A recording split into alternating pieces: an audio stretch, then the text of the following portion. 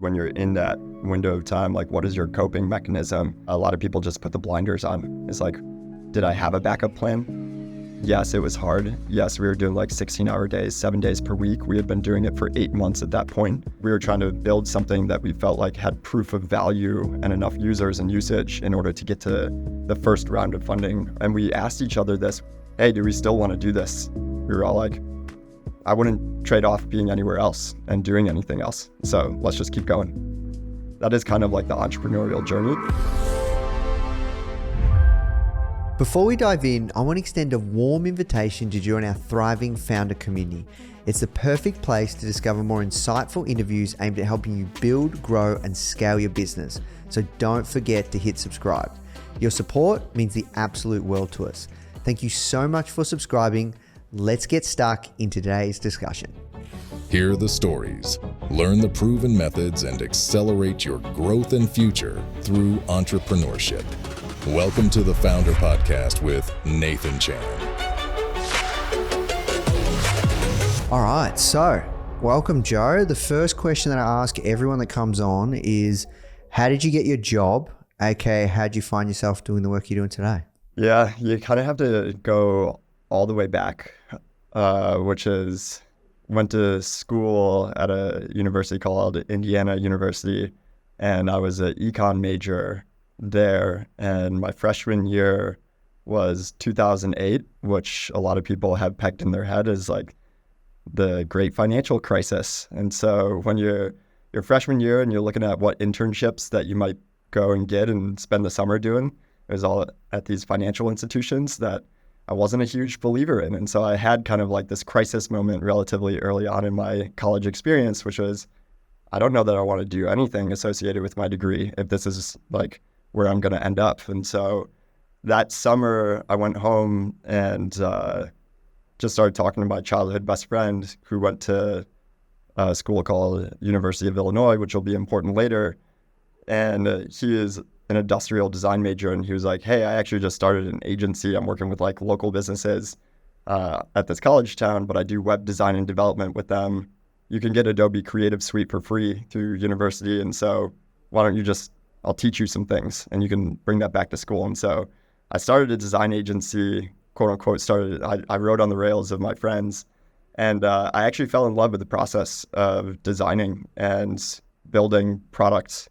And then I ended up doing that full-time at school and then for a year after school. And we decided that we could do the agency anywhere. So we moved out to Los Angeles together. And that's when I started working with software companies. And I saw that software companies, they had an exponential model, whereas an agency model is linear. Hours in equals dollars out. So I was like, okay, I got to figure out this software thing. And I got a job offer to be a product manager with my favorite client at the time, which is a 15-person startup. It was called MediaPass. And they're like, do you want to come on full-time as a product manager? I was like, sounds great. Like, let me think about it. I went home and I literally Googled, what is a product manager? Like, what do they do?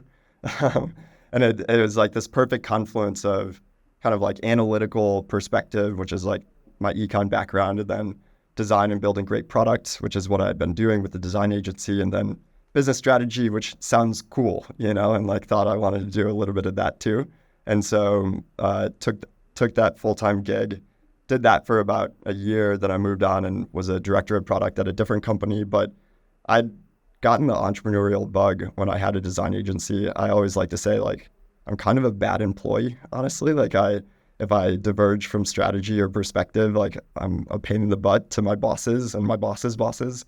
And so I was fortunate to meet Vinay and Shahid, my two co-founders of Loom. And the reason why University of Illinois was important is that Vinay was randomly doing a motorcycle trip from San Francisco down to San Diego. I was living in LA at the time, and he started hitting up people on Facebook Messenger, being like, we're not going to make it all the way to San Diego. We just need a place to crash for the night. So fortunately, he had hit up my roommate. And so Vinay crashed with me for that night. We spent like 6 hours talking into the wee hours of the morning. I was like, okay, I gotta like latch on to this guy. He's brilliant. And he was our CTO. And then we just became fast friends and we started working on something together. And we can get into the founding story of Loom, but that was kind of like the series of events that led up to starting Loom. Yeah, there you go.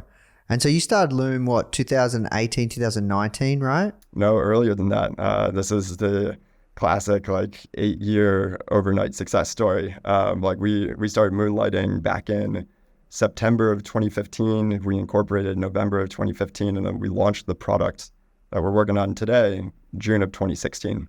There you go. Okay. So what did the first 60 days look like when you launched Loom in its first iteration? Yeah, I mean, I would say that the first version of what we built was under a moniker called Open Test. And it was supposed to be a next-gen version of usertesting.com. Yep. And we just felt like there was an opportunity to build a better UI, UX, and a better network of testers. And our first application of that was to have product experts, whether designers, product managers, engineers, that could give feedback at any stage of the product lifecycle, whether it's like a PRD or prototypes or something that was in production. And we just built and deployed that as rapidly as we possibly could. Like we were trying to brute force some sort of like earned secret is what I like to call it. And we launched that on Product Hunt. It was one of those like classic, we got a bunch of users and signups within the first 12 hours. And then the very next day, it basically went back to zero again. But it was enough people to get feedback, which was the fact that we actually have full-time people that are product managers and designers. Like we don't want to pay people for their time in order to give us feedback. We'd actually really like, because we had built a video component, which was like screen recording with a superimposed camera bubble on top of it. And they're like, actually, can we get feedback from real-time users on our website? And so we went off and then we built that over the course of the next couple months.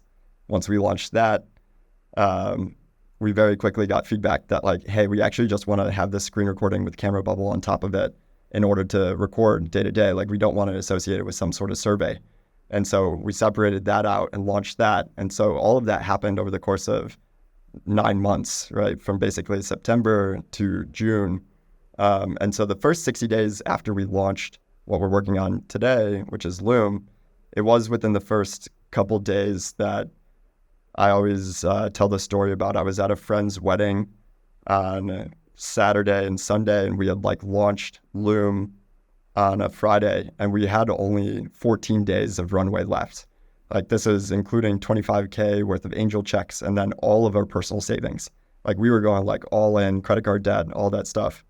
And this was kind of like our last ditch effort in order to see, can we launch something that gets traction? And so that Saturday when I woke up, the first thing I did was open our analytics dashboard at the time, and we were getting more signups per hour than we were the previous day when we had launched on Product Hunt. And I turned to my girlfriend at the time, now wife, and I go, we did it. I don't know what we did, but we did it, because it was not that like straight line up and then straight line back down right after it.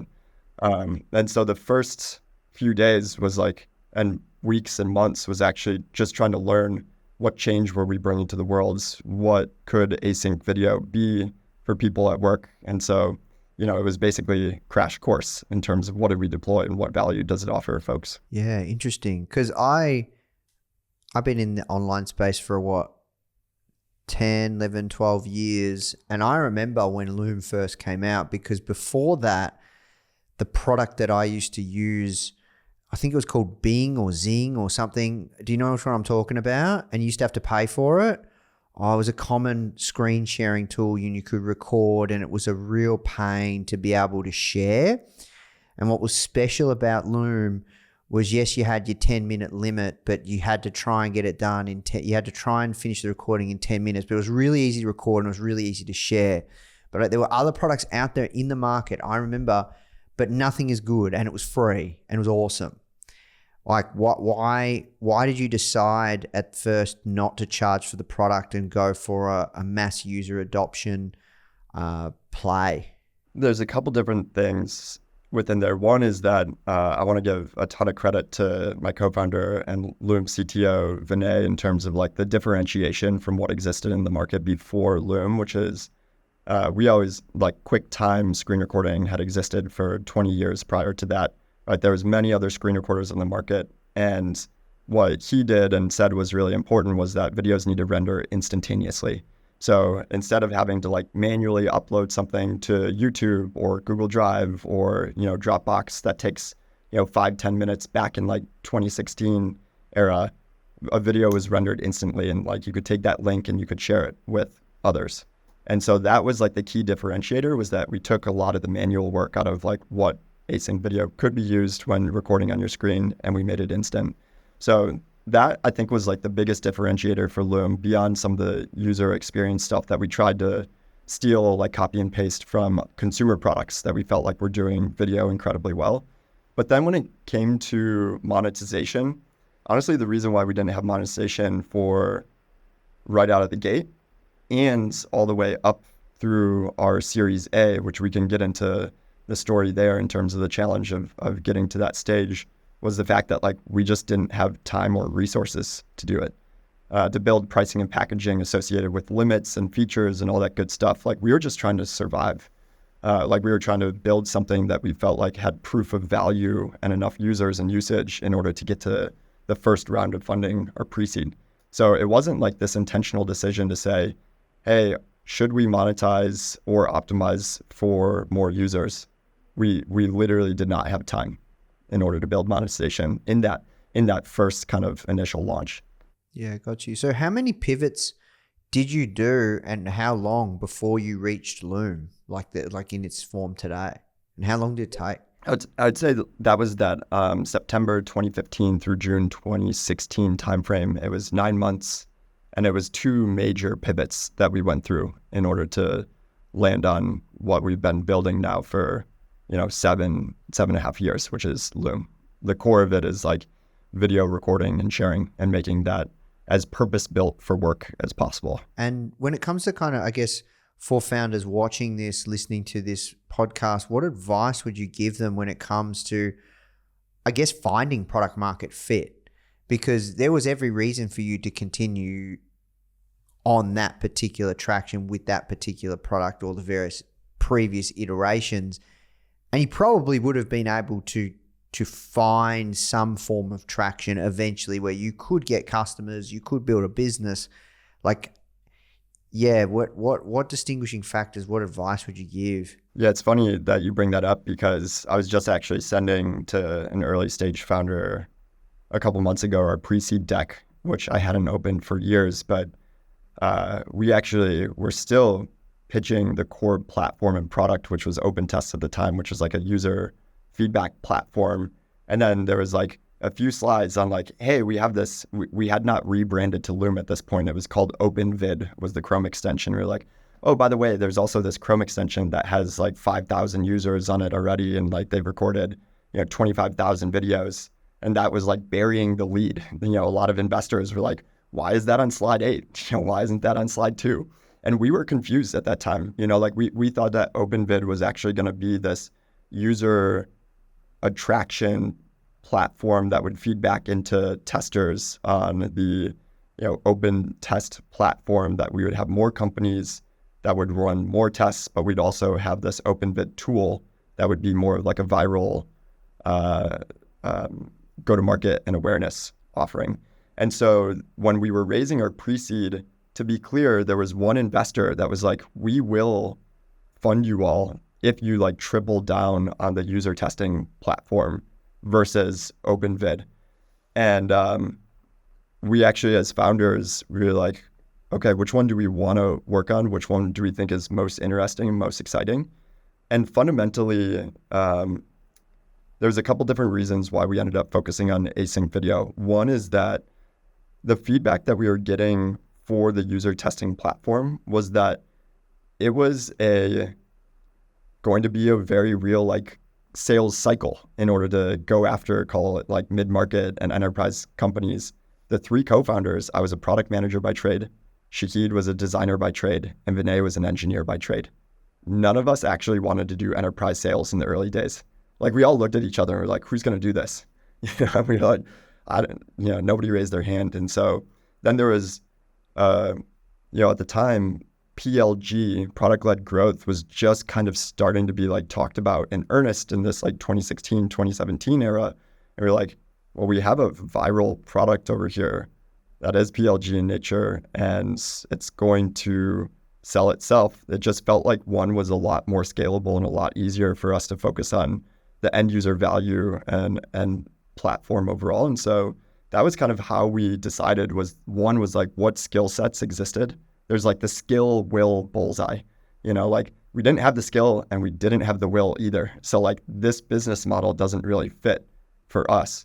And then the other side of it was just like, we had users coming in to the funnel every single day on OpenVid, what is now Loom, whereas on the OpenTest platform, we were getting put in Gmail spam account list because we were each sending 100, 150 emails per day for like emails that we scraped from the internet. And so we're like, that one is just not nearly as fun. Yeah. So how do you create like a product like where people just naturally want to share it? And you talk about product-led growth. How do you get to that point? Was this by mistake that you guys got there? Because like that's the dream, right? Like, the paid acquisition game, or, like long sales cycles, like tackling mid-market or enterprise. That's a long game. Like, product-led growth is where it's at. I talk to early stage founders about this all the time, which is clearly it took us like 9 months to get to a product that could spread itself. It was actually one of the like core questions that we were asking. So even when we had the user testing feedback platform before we had like Loom as like a separate video messenger, we were getting people to install this Chrome extension, and we felt like, oh, if we could get more people to install this Chrome extension, then we could use that in order to drive more users naturally into the platform through viral mechanisms. And so this was always something that we were thinking about, just because, like you said, it is a gold standard in order to get a PLG viral motion going. And so I always tell founders, I'm like, this is not going to be something that you figure out overnight. This is likely going to be a year plus journey for you to go on. And you just need to constantly keep this question top of mind, because for us, like we always thought that this was an opportunity that we should be going after just based off of our skill set of like engineering, product, and design. And so when we did build what we launched in June of 2016, that was one of the things that Vinay was like, hey, if we want this to spread itself, if we want people to take a Loom link and share it with others, it needs to render instantly, versus right now, people will likely just think, oh, I just recorded something, I'm going to download it and then upload it to another sharing platform. And so, like it came through like a series, and call it like months and months and months of being like, hey, how can we build a PLG component or a viral mechanism into the product? And then from there, if you fast forward a little bit, we actually ended up making what we call video first views as our North Star metric. So a lot of people might think it's like the number of recordings in the platform. A lot of people might actually think that it's the total volume of video views that happen on the platform. No, like still to this day, we say video first view is our North Star metric, because every video can only have it triggered once. We know that communication happened on our platform if somebody didn't just send a Loom link out, but somebody actually viewed it.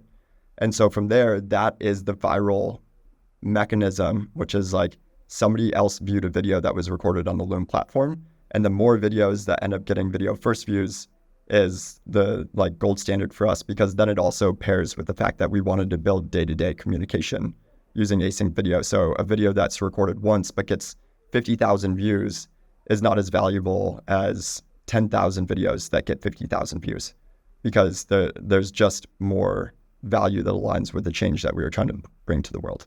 So we made our North Star metric virality oriented. Yeah, no, it's super clever, and like it's such a great product. And you're bringing me back to the pains that I had and how I started using Loom and actually became sticky, because yeah, that rendering piece was annoying. Like the old software that I used to use, it was similar to yours, and it was by like a reputable software company. Like they did a suite of tools. They used to have a screenshot tool as well. Do you know which one I'm talking about? I do. Yeah. Now that you said, It was like Zing or something. I can't remember. I know exactly what you're talking about. It's on the tip of my tongue. Yeah. Yeah, but I remember I used to use that tool and I used to pay for the screenshot tool and then the screen recording tool, and it would take ages to upload and share it back with somebody. And so, yeah, no, you guys just nailed it. And this is your first business, right?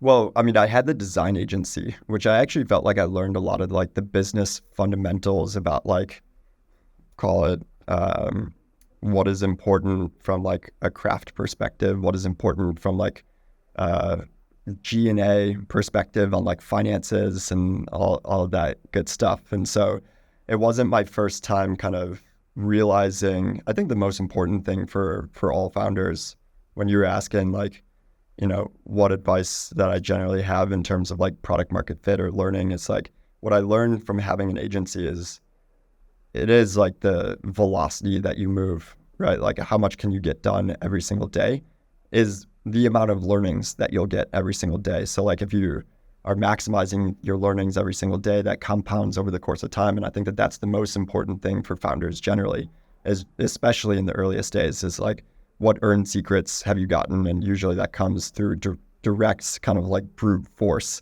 and velocity and moving as quickly as possible. So technically my first software company that I started, but not first company. Mm. And you said you guys were going all in. You're down to like, credit cards. What was your backup plan if it didn't work? Did you have one? What was going through your mind? Because for many people listening, watching, hearing this, that's pretty scary. And some of us have been there. I've had times where it's just like, well, we're cutting it fine. And for some people, it doesn't work out, right? Like, yeah. Yeah. No, I mean, I think that to some degree, when you're in that window of time, like what is your coping mechanism? A lot of people just put the blinders on. It's like, did I have a backup plan? The like, as far as that thought got was, I have student debt. I'm living in California currently, which is notoriously one of the most expensive, states to live in the United States. And so I would have to go back to living with my parents, which right after school, I was living in their basement for like 6 months. And I had a job as a caddy, like carrying golf clubs for 5 years. And so I was like, well, I know I can make good cash and I can live in my parents' basement for free back in Chicago. And then I'd figure it out from there. So at least I had like some sort of like landing pad. But that was as far as the thought had gotten, is like, yeah. Yeah. So you had a somewhat of a doomsday plan and you played it out in your mind that it's not possibly as bad as you would think. Because I think sometimes we catastrophize these things, right? When it's all on the line, really, what's the worst that could happen? Yeah. And I think that the other thing that I would say is like, it's not just blinders on and coping mechanism. It's what were Vinay, Shahid, and I all feeling when we were building every single day? Yes, it was hard. Yes, we were doing like 16-hour days, 7 days per week. We had been doing it for 8 months at that point. We were like long-term exhausted, not just like, didn't get enough sleep the night before. But we asked each other this. We still, Shahid has gone on to do his own thing starting back in 2019.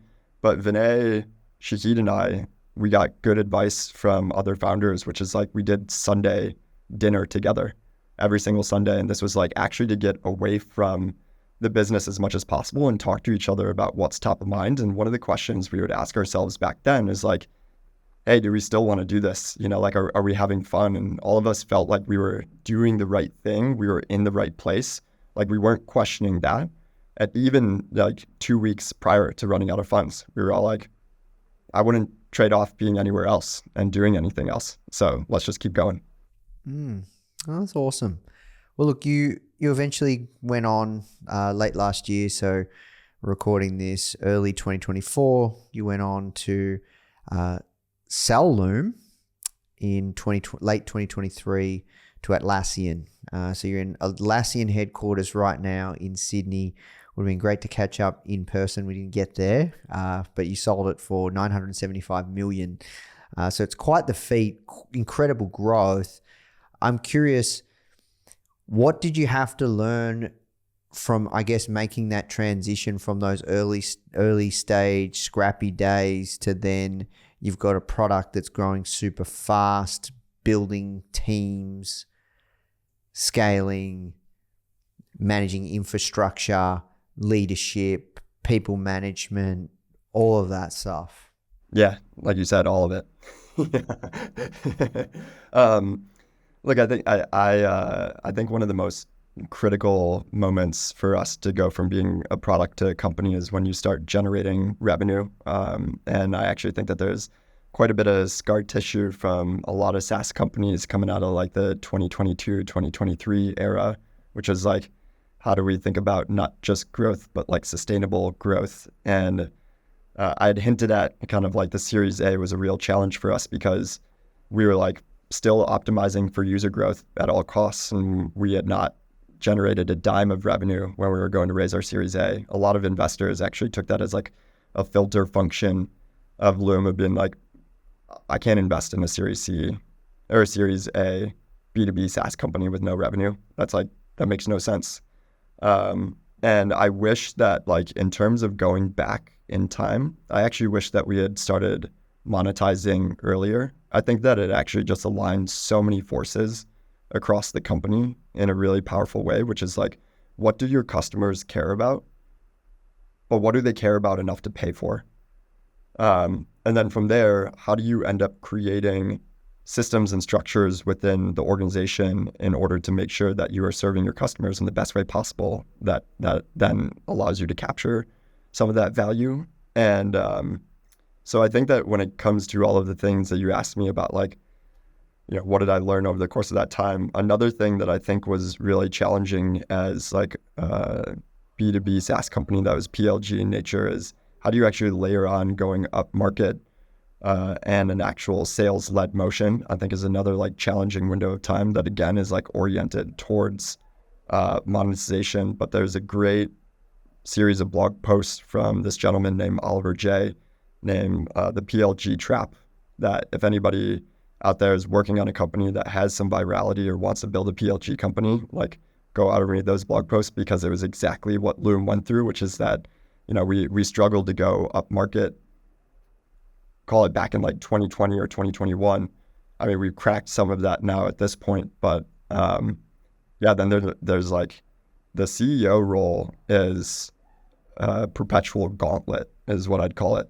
Is that like every 90 days, I would create my own kind of like personal OKRs, and it changed what was the most important thing. I may be in one quarter saying that I'm hiring a VP of engineering because our CTO is like, hey, I'm like struggling from an operational and management perspective. Like, we should bring in somebody who scaled teams before, and having to hire a VP of Eng for the first time. To the next thing is like, your next most important thing is figuring out how to sell, you know, 5-figure contracts the very next quarter. Like that's just like a world of difference, you know? And so like that never stopped. Every 90 days was radically different.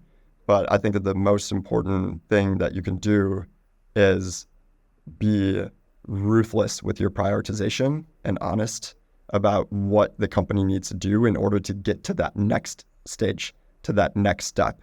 What my chief of staff and I talk about every day is like one foot in front of the other. That is kind of like the entrepreneurial journey.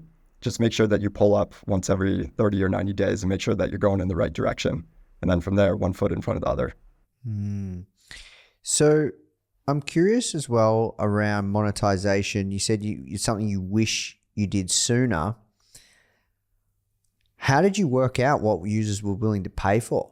So this is another one that I'm kind of farming it out to a different resource, but there's reforge.com is like,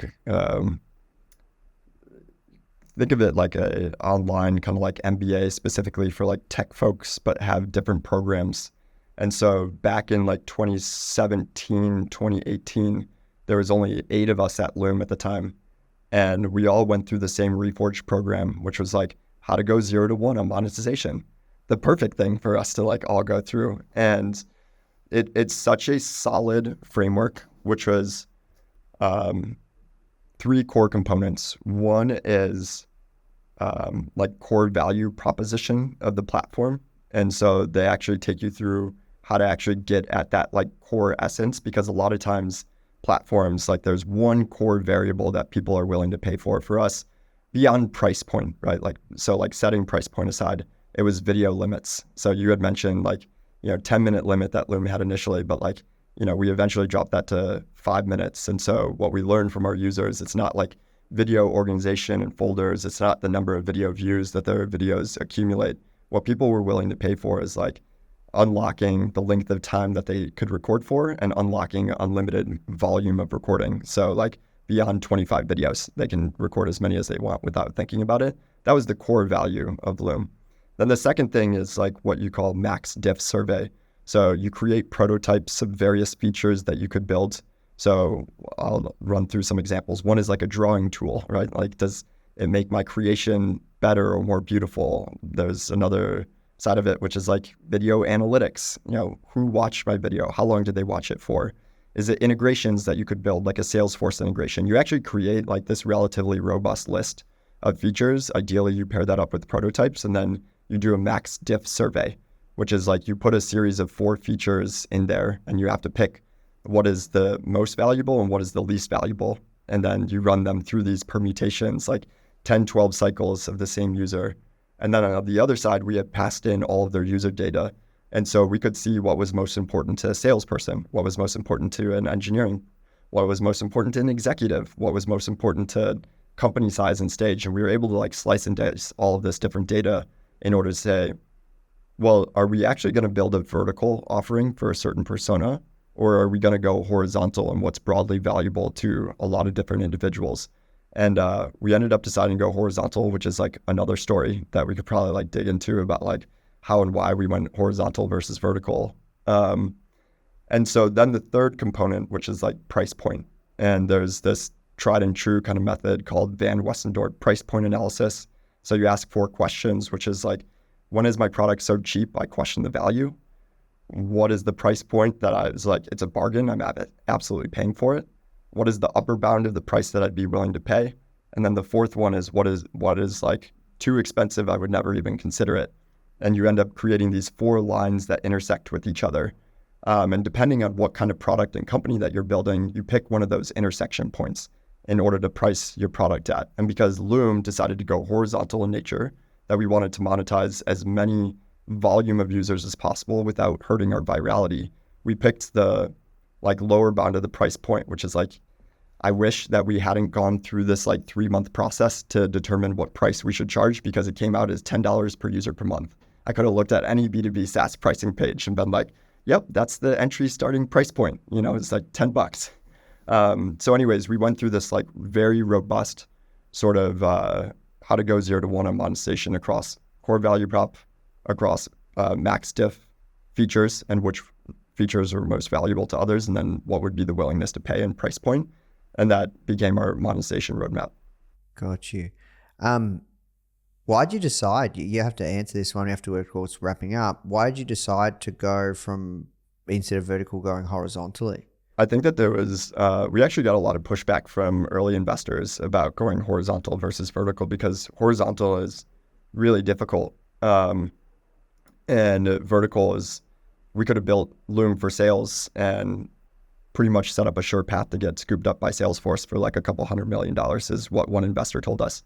And we decided to go horizontal because, again, this was like a Sunday conversation between 3 co-founders where they're like, do we feel like we captured lightning in a bottle to some degree? Like, do we feel like this is actually like a horizontal application mode of communication? And to be clear, we did have some data-informed perspective here, which is like, if you looked at split it by persona, like engineering, success, sales, marketing, support, founder, it actually wasn't super clear that any persona like disproportionately valued Loom. There's like psychographic profile components of individuals that like some engineers just really got it from day one and loved async video about how it could replace meetings on their calendar, and that they like didn't need to show up to these pointless meetings. And support people loved Loom because they could make a personal connection by not just sending like a canned message back to somebody. Let me walk you through and show you how to solve this. That increased their CSAT. And so it wasn't very clear that there was one disproportionate persona that saw more value in Loom. And so we were like, I think we've captured lightning in a bottle and that we're going to go horizontal in nature.